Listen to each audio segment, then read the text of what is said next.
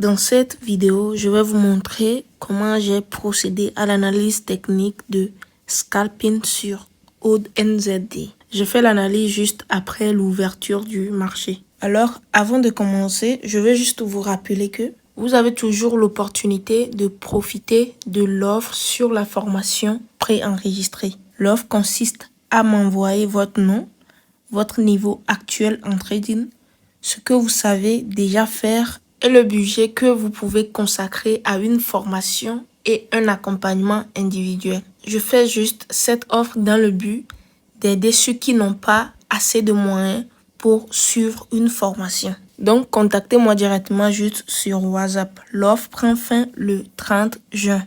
Il y a déjà plusieurs traders qui ont participé à cette offre. L'avantage, c'est que ce n'est pas juste une formation préenregistrée. Je vais vous donner des vidéos pour que vous-même vous partez vous débrouiller. Non. Mais j'envoie les vidéos étape par étape et à chaque étape, on fait une pause, on fait des analyses pour voir si tu as maîtrisé avant de continuer. Sans plus tarder, nous allons commencer avec l'analyse. Là, on est sur le graphique. La première des choses, c'est toujours identifier la tendance et la structure du marché. Déjà, c'est la structure qui crée la tendance. Ici, vous pouvez voir que le prix a créé une structure baissière, c'est-à-dire de bas, de plus en plus bas, et de creux, de plus en plus bas. Donc, c'est directement une tendance baissière. Je vais faire le scalping. Je ne vais pas commencer à chercher des zones ici pour vendre ou acheter, non. Je sais juste que sur 4 heures, c'est une tendance baissière.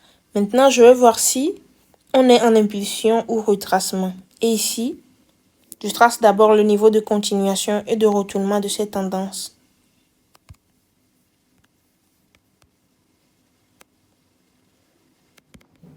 Là, certaines personnes me demandent comment bien identifier les bas et les hauts. Là, vous avez juste besoin d'une bonne explication et voilà. Donc, si vous voulez suivre une formation pour ça et bien comprendre la structure, parce que c'est très important. Je le dis toujours, vous devez bien comprendre la structure parce que c'est la base. On utilise la structure pour analyser, faire les entrées et autres. Et même pour la gestion des positions, on a besoin de la structure du marché. Donc là, comme on le sait, quand le prix fait de bas de plus en plus bas, il y a une continuation. Mais si le prix casse le dernier creux de la tendance baissière, ça veut dire que la tendance haussière peut commencer. Donc là, on peut juste dire que on est dans une tendance baissière et on est dans une impulsion. Du moment où le prix n'a pas encore cassé le niveau de retournement, même si ça monte, ce n'est pas une tendance haussière, non. Dans une tendance baissière, les mouvements haussiers sont des retracements et les mouvements baissiers sont des impulsions. Donc, à ce niveau, on est dans un retracement. Le prix peut toujours monter. Et comme je sais que c'est un retracement, si je viens sur une journée, ça doit être une tendance haussière pour moi, automatiquement. Donc là, je suis sur une journée, c'est une tendance haussière. Et là, vous pouvez voir que le prix a fait de haut de plus en plus haut. Donc, c'est toujours une tendance haussière. Et là, le prix est en impulsion à ce niveau.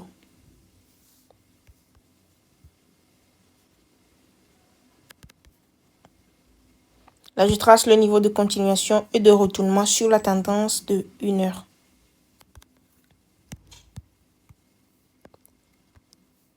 Donc ici, vous pouvez voir que c'est une impulsion. Ce mouvement baissier peut être un retracement. Et après, le prix peut recommencer avec l'impulsion jusqu'en haut. Donc là, dans une tendance haussière, l'impulsion, ce sont les mouvements haussiers et les retracements, les mouvements baissiers. Donc automatiquement, si je me base sur ce mouvement et je viens sur 15 minutes, on est toujours dans une tendance haussière. Donc maintenant, si je viens sur 15 minutes, je vais juste chercher des zones pour faire une entrée. Comme je veux faire le scalping, je ne peux pas aller chercher des zones d'entrée sur les grandes unités de temps, non. Là, les grandes unités de temps, c'est juste pour chercher la direction et descendre pour affiner la structure. Là, l'objectif c'est de chercher une zone. On sait déjà que c'est une tendance haussière. Je veux juste chercher deux zones. Je trace le dernier haut confirmé. Le dernier haut confirmé qui est ici. Et son bas.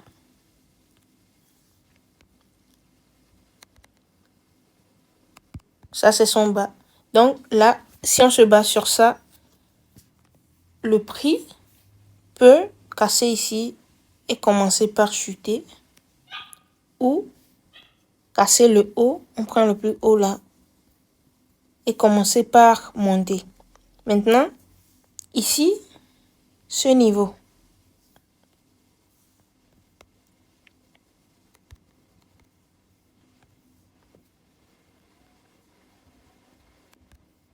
Le prix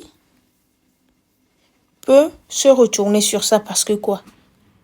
À la cassure de ce bas, le prix l'a pas cassé avec une bonne cassure directement. Non.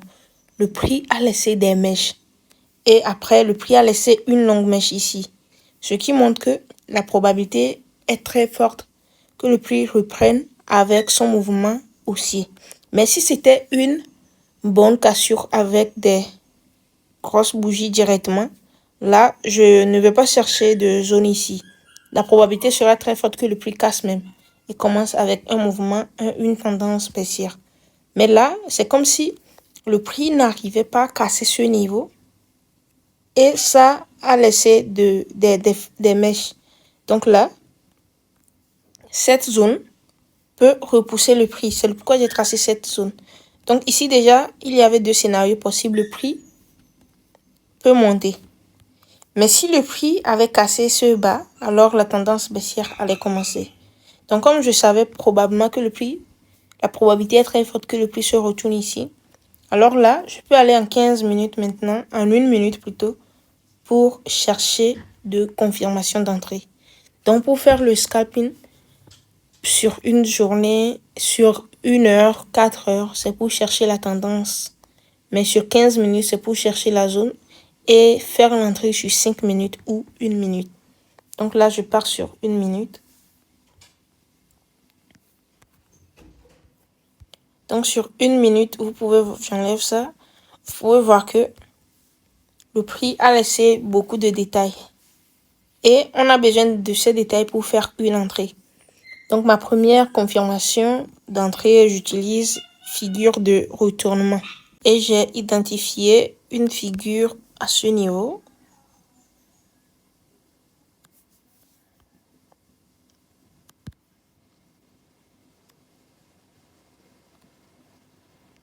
Là, ça c'est la résistance oblique. Et là, c'est le support oblique.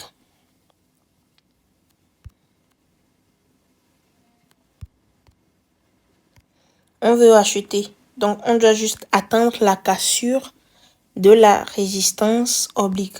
Si le prix n'a pas cassé la résistance oblique et a commencé par chuter, c'est que je vais juste ignorer l'analyse là. Je ne vais plus continuer. Mais si le prix casse la résistance, là, je vais continuer. Donc, après, le prix a cassé la résistance.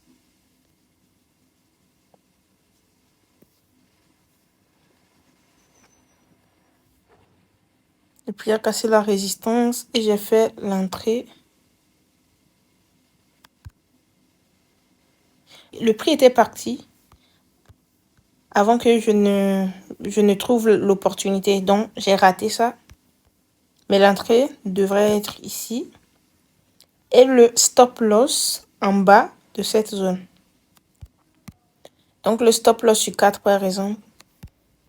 Stop loss en pips sur 4 et tes profits sur 8. Donc là, ça fait un ratio risque. Profit de 1 pour gagner 2. Là, après, le prix a monté.